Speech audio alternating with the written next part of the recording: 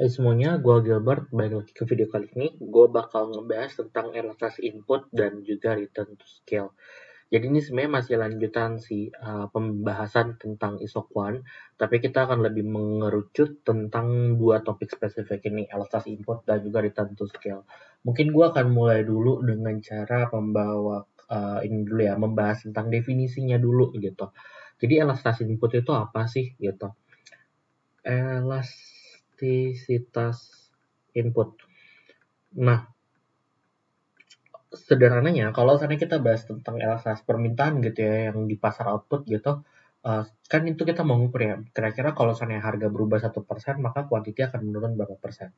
Nah, di input ini hampir mirip-mirip, tapi bedanya adalah kita mau tahu kira-kira kalau suatu input itu kita ubah 1%, maka kira-kira jumlah outputnya akan bertambah berapa persen sih? Gitu. Oke. Nah, jadi karena input itu ada dua, berarti kan sebenarnya elastisitas itu ada dua ya. Elastisitas tenaga kerja atau labor. Nah, ini mungkin gue simbolin jadi kayak gini aja, biar lebih singkat. Nah, elastisitas labor, ya sebenarnya kita mengukur kira-kira kalau seandainya jumlah labor kita naikin 1%, maka kuantiti itu akan naik berapa persen sih? Apakah dia akan naik, turun, atau sebagainya gitu kan. Nah, gitu pun dengan yang namanya elastisitas kapital gitu. Nah, di yang elastisitas modal atau kapital ini gue simbolin kayak gini aja. Sederhananya kita sama juga, kita mau ngukur kira-kira kalau seandainya kapitalnya kita naikin 1%, maka kuantitinya akan berubah berapa persen gitu. Nah, mungkin gue akan deep dulu ke salah satunya dulu ya. Jadi kita akan coba lihat dulu dari elastisitas labor gitu. Nah, elastisitas labor kan ini delta quantity dalam persen per delta labor per dalam persen gitu kan. Nah, kalau delta quantity dalam persen, sederhananya kan ya, berarti kita mau lihat berapa sih perubahan quantity di compare terhadap quantity yang ada saat ini gitu kan. Karena ya biasa delta Q persen itu ya berarti delta Q per Q gitu kan. Nah, terus ini kan mau dibagi nih sama delta labor dalam persen ya. Sederhananya kan kita mau lihat ya, berapa sih perubahan labor di compare dengan jumlah labor saat ini gitu. Untuk kita bisa dapat persentasenya. Nah, karena dia pembagian, berarti kan penyederhanaannya, sederhananya jadi delta Q per Q dikali dengan L per delta L gitu ya. Nah, makanya biasanya elastisitas labor ini kalau kita rapihin nih, biasa rumusnya dijadiin kayak gini gitu. Jadi untuk ngitung elastisitas labor itu kita bisa dengan cara labor per quantity dikali dengan delta Q per delta L gitu. Nah, tapi ini kan mungkin agak ribet ya, agak pusing gitu untuk ngebaca rumus ini gitu, susah untuk dihafal. Nah, caranya gimana? Nah, balik lagi nih sebenarnya ke fungsinya gitu, labor per quantity dikali delta Q per delta L. Nah, kalau kita perhatiin delta Q per delta L ini mirip sesuatu kan, mirip dengan konsep marginal product, tapi karena di sini konteksnya labor ya berarti marginal product of labor. Sebenarnya kita mau tahu setiap peningkatan satu labor kira-kira quantity akan meningkat sebesar berapa. Nah, tapi ingat ya di sini tuh konsepnya nggak dalam persentase, jadi cuma deltanya aja. Makanya delta Q per delta L ya marginal produknya gitu. Nah, sedangkan L per Q ini kalau kita balik itu kan jadinya 1 per Q per L ya.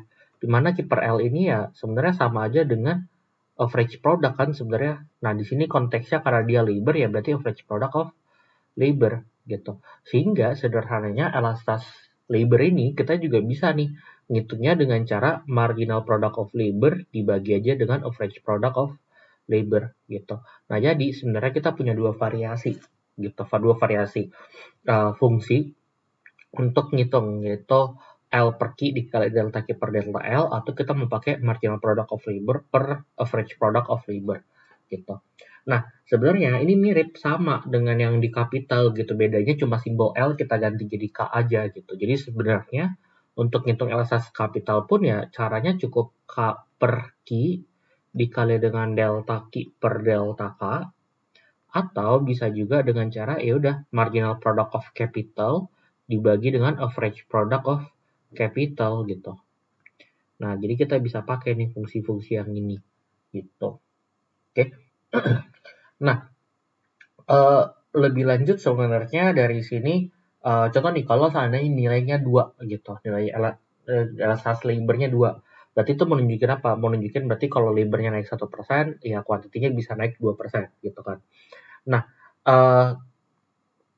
kadang kita juga penasaran nih, kira-kira kalau labor sama kapital itu kita naikin secara proporsional, jadi maksudnya naikin proporsional itu kalau labor kita naikin 2%, kapital juga kita mau naikin 2%, nah kira-kira kuantiti itu akan naik berapa persen sih gitu. Nah untuk ukur itu, makanya itu yang kita kenal sebagai return to scale gitu.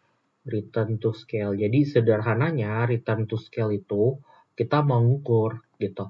Kira-kira berapa sih peningkatan quantity yang disebabkan oleh peningkatan labor, dan kira-kira berapa sih peningkatan quantity yang disebabkan oleh peningkatan kapital. Di mana si labor sama kapital ini itu tuh peningkatannya harus sama. Jadi kalau labornya naik 1, ya kapitalnya juga naik 1% gitu, dan seterusnya. Gitu. Jadi sebenarnya return to scale rumusnya gimana? Rumusnya tuh cukup ya sebenarnya elastisitas dari labor ditambah dengan elastisitas dari kapital gitu.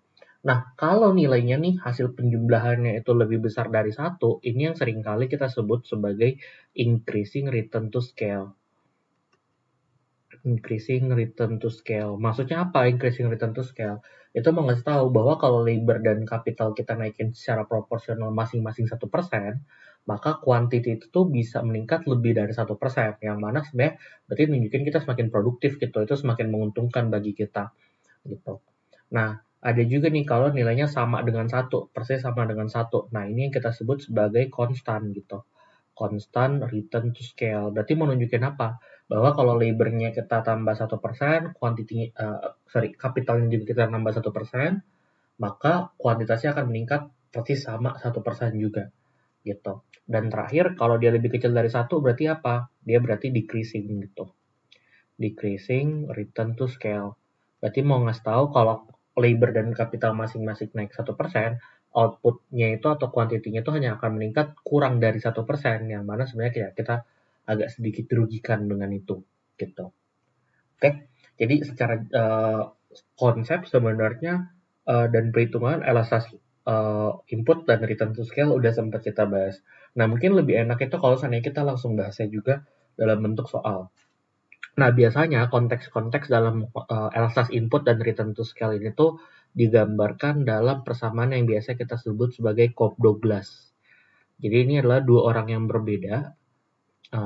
Ini biasa kita sebut Cobb-Douglas function gitu, atau Cobb-Douglas production function.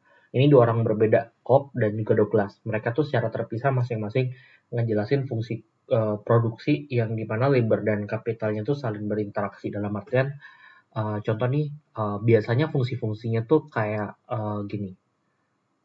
Jangan alfa deh. Biasanya ini A, K pangkat alfa, L pangkat beta. Nah, biasanya bentukannya kayak gini gitu. Tapi ya balik lagi ya, bisa jadi kadang dimodifikasi. Ada aja biasanya orang yang nulisnya kayak gini.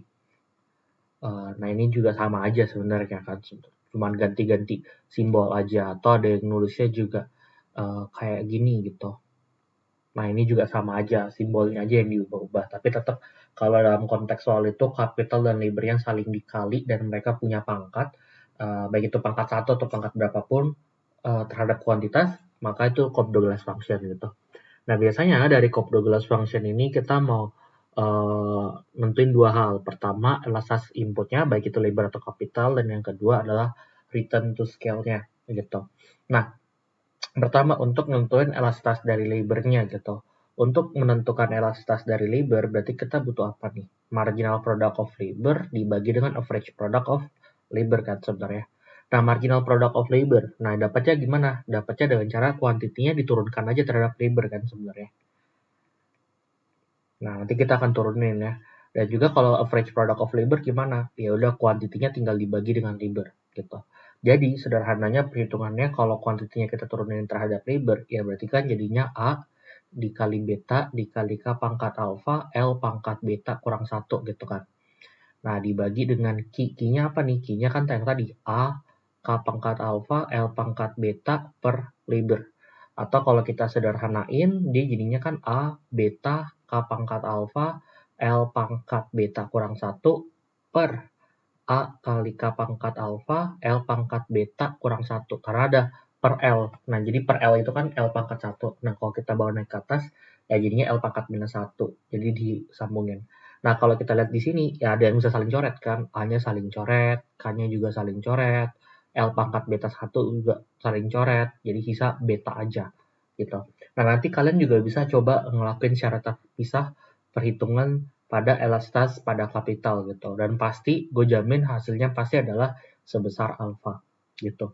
Jadi sebenarnya di COP12 function itu kalau seandainya kalian nemu nih kapital dan juga labornya itu saling kali gitu perkalian, maka pangkat mereka itu sebenarnya secara tidak langsung sudah menunjukkan elastas dari labor dan kapital masing-masing gitu. Jadi yang ini jadi pangkat dari K itu berarti nunjukin elastisitas dari K-nya, sedangkan pangkat dari L-nya itu berarti nunjukin elastisitas dari labor-nya.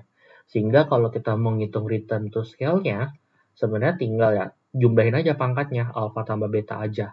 Dan tinggal dilihat apakah lebih besar dari 1, sama dengan 1, atau kurang dari 1. Nah, contoh sederhananya, kalau seandainya kita ada mau nih soal gitu, quantity sama dengan 2023 K pangkat 0,5, L pangkat 0,4. Terus kita mau tahu nih, elastisitas kapitalnya berapa, labornya berapa, return to scale-nya berapa ya, gampang kan sebenarnya kayak yang tadi. Berarti elastisitas dari kapitalnya ya 0,5, elastisitas dari labornya 0,4. Kalau mau cari return to scale-nya gimana? Jumlahin aja pangkatnya, 0,5 tambah 0,4, jadinya 0,9. Udah deh, kita udah dapat karena dia nilainya 0,9 lebih kecil dari 1, berarti dia decreasing return to scale. Nah, itu aja sih sebenarnya. Nanti kalau misalnya kalian ada beberapa pertanyaan-pertanyaan tentang elastisitas input ataupun return to scale, just let me know aja. Gue juga berusaha untuk bisa menjawabnya. Oke, thank you for watching. If you have any comment, just let me know aja ya. Oke, thank you.